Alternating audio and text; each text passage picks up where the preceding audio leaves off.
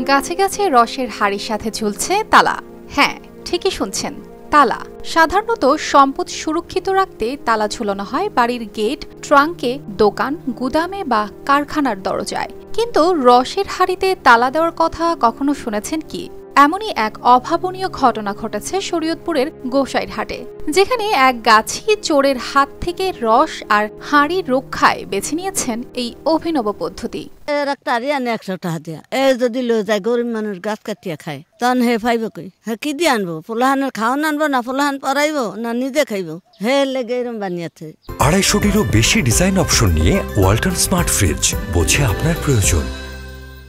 গাছি হারুন সর্দার 28 বছর ধরে শীতের মৌসুমে খেজুর গাছ কেটে রস সংগ্রহ করেন। সেই রস দিয়ে তৈরি হয় মিষ্টি গুড়, আর সেই গুড়ের আয়েই চলে তার সংসার। কিন্তু তার এই নিরলস পরিশ্রম খেয়ে দিচ্ছে চোর চক্র, এমনকি হাড়িও ভেঙে ফেলছে। চোরে হাড়ি লয়ে জায়গা, তারপর তার রস চুরি করে খায়ালায়, এর কারণে সে কাটতে চায় নাই। আপনি যদি না কাটেন আমরা কিভাবে রস খাবো? ঠিক আছে, কিনে কিভাবে রস খাবো? একটা হাড়ি 100 টাকা আমার কিনতে হয়, যদি হাড়ি ভাঙ্গিয়ে আলায় চোরেরা ইনকাম করবো কিভাবে? তাই এবার চোরদের হাত থেকে রস আর হাড়ি রক্ষা করতে তিনি হাড়িতে তালা দিয়েছেন।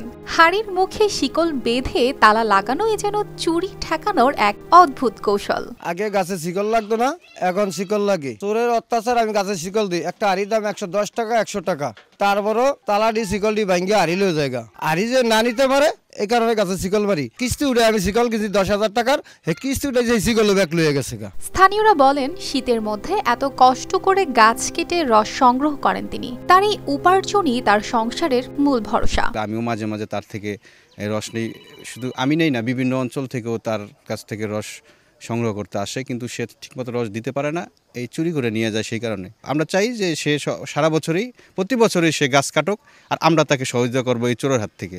এখন আর চোরেরা সহজে হাড়ি ভাঙতে পারছে না, রস চুরি করতেও হিমশিম খাচ্ছে। হারুন সর্দারের কথায় এই তালা দেওয়া হাড়ি যেন তার শ্রম আর দানা পানির সুরক্ষা। News desk, RTV।